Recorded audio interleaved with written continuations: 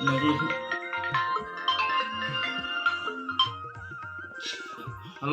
Oh, hello. Good morning. Time to? ঠিক আছে বাৰু ঠিক লৈছোঁ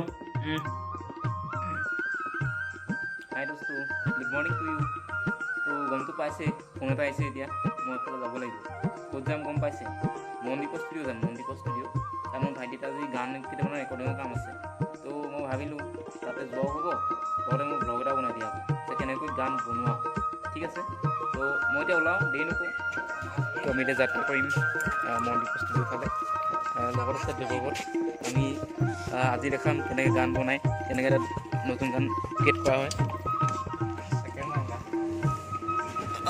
এয়া গাড়ীত উঠিছোঁ আগত কোন বহিব বাবু বহিবা নাই আগত হা গান গাব লাগিব আকৌ আজি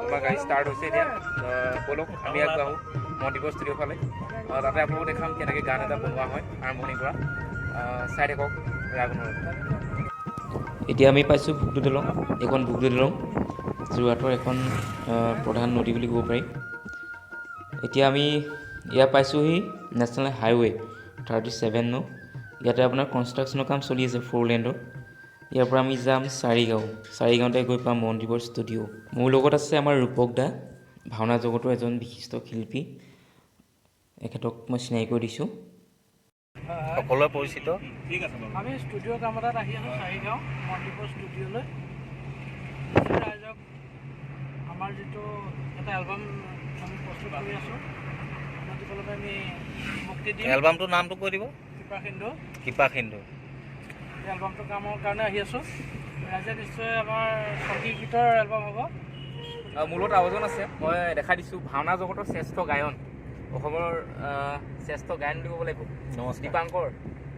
দীপাংকৰ কি ক'বা কেনেকুৱা লাগিছে খুব ভাল লাগিছে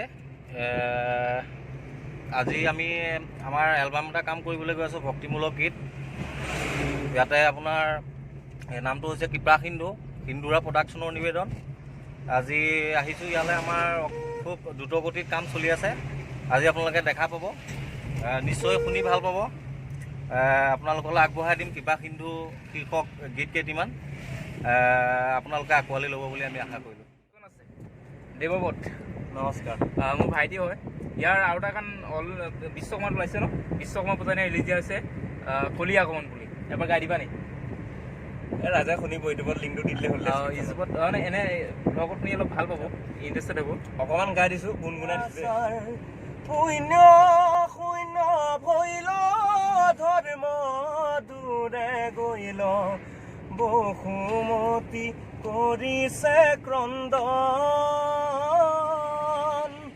কৃষ্ণয়ো কৰিলে বৈকুণ্ঠে গমন যোৱা সুৰা বেচাৰ সমে কলিৰ আগমন এয়া কলিৰ আগমন এয়া কলিৰ আগমন এয়া কলিৰ আগমন ও কৃষ্ণ স্কেলটো লৈ হ'ব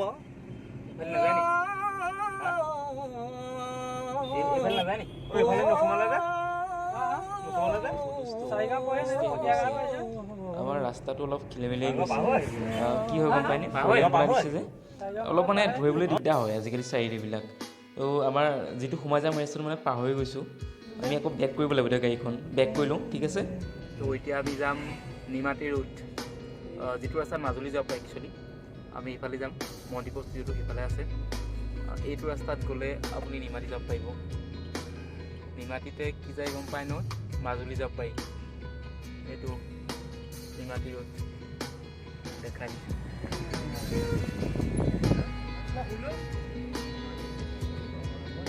এতিয়া আমি গৈ থাকোঁ আৰু কিমান দেৰি লাগিব দেৱত আৰু আমাৰ 5 মিনিট লাগিব অ'কে আৰু 5 মিনিটত আমি গৈ পাই আছোঁ চাই থাকোঁ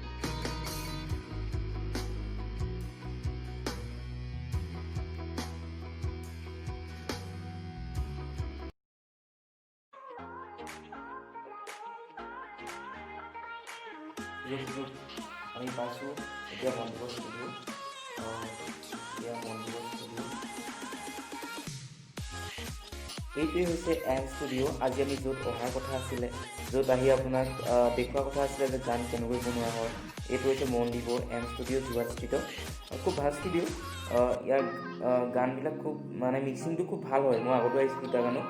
তো আপোনালোক যদি কোনোবা গান গাব বিচাৰে ইয়াতে আহি গান গাব পাৰে। কণ্টেক্ট নম্বৰ দিয়া আছে, ঠিক আছে। তো এতিয়া মই আছোঁ মন্দিৰৰ ঘৰত, মন্দিৰৰ ভিতৰত কাম কৰি আছে। তো বলক কৈ আছে।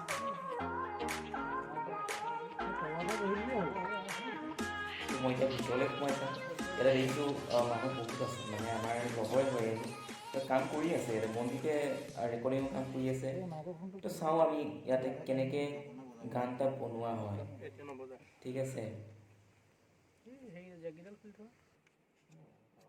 মন্দিপ নমস্কাৰ এটা দি দিয়া। নমস্কাৰ। অ'কে।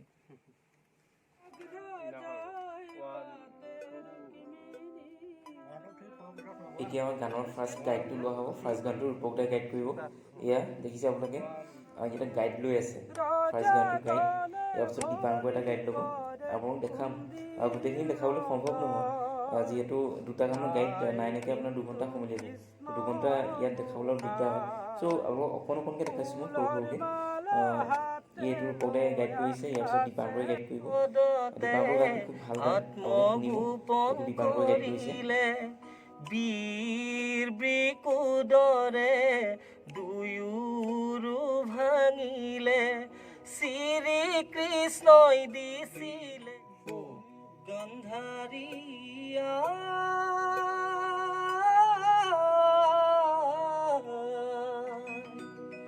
পুত্ৰ তোৰ দুৰ্যোধনে মাগিলে বিদায়, গন্ধাৰীয়া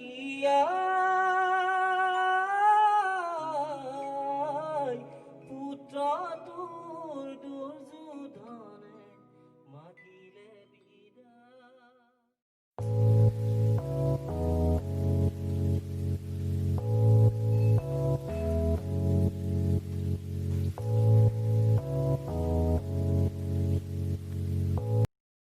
আপোনালোকে দেখিলে আজি 3টা গানৰ ইয়াতে গাইড দিয়া হৈ গৈছে। ইয়াৰ পাছতো আমাৰ কৰিবলগীয়া বহুত কাম আছে। এই কামবিলাকৰ বিষয়ে মই ইমান ভালদৰে নাজানো, মনদীপে ক'ব। মনদীপে কিদৰে আচলতে বনোৱা হোৱা। মনদীপ, আমি যে গাইডটো দিলোঁ, তাৰপিছত কি কাম কৰিলে আমাৰ এটা গান সম্পূৰ্ণভাৱে মানে হৈ উঠে? প্ৰথমতে গাইডটো দিয়াৰ পিছত থাকে ফ্ৰেম বনোৱা, মিউজিকৰ ফ্ৰেম বনোৱা। মিউজিকখিনি এৰেঞ্জ কৰাৰ পিছত আপোনাৰ খোল নেগেৰা বজাব টোকাই গীতত হ'লে। খোল নেগেৰা বজোৱাৰ পিছত বাকী মেলোডি ডিজাইনখিনি হ'ব। তাৰপৰা মিক্সিং মাষ্টাৰিং হ'ব, তেনেকৈ গীত এটা ওলাব। গান এটা বনাবলৈ কিমান দিন লাগিব এনেই? সেইটোতো ঘপককৈ কৈ দিব নোৱাৰি। মিনিমাম খুব কমকৈ হ'লেহে এসপ্তাহ, যদি ভালকৈ কৰা যায় টাইম ল'ব লাগে। তো দোস্ত দেখিলে আচলতে এইধৰণে এটা গান বনোৱা হয়। প্ৰথমতে গাইড দিয়া হয়, তাৰপিছত মিউজিক দিয়া হয়, তাৰপিছত আপোনাৰ মিক্সিং কৰি পেলাই ছেট আপ কৰা হয়। দেখিবলৈ বস্তুবিলাক সহজ, কিন্তু কৰিবলৈ অলপ টান আছে। মোৰ আচলতে সাধ্যৰ বাহিৰে, কাৰণ মই ইয়াৰ বিষয়ে ইমান ভালকৈ নাজানো। ইয়াৰ নেক্সট ভিডিঅ'ত মই আপোনালোকক গান এটা কিদৰে ডাবিং কৰা হয় সেয়া দেখাম। আজি জাষ্ট গাইড কিদৰে হয় সেইটো দেখাইছোঁ। যদি ভিডিঅ'টো ভাল পালে লাইক কমেণ্ট শ্বেয়াৰ কৰিব। আৰু এতিয়া আমাৰ যাবলৈ হৈছে, সময় হৈ গৈছে। চ' বাই বাই।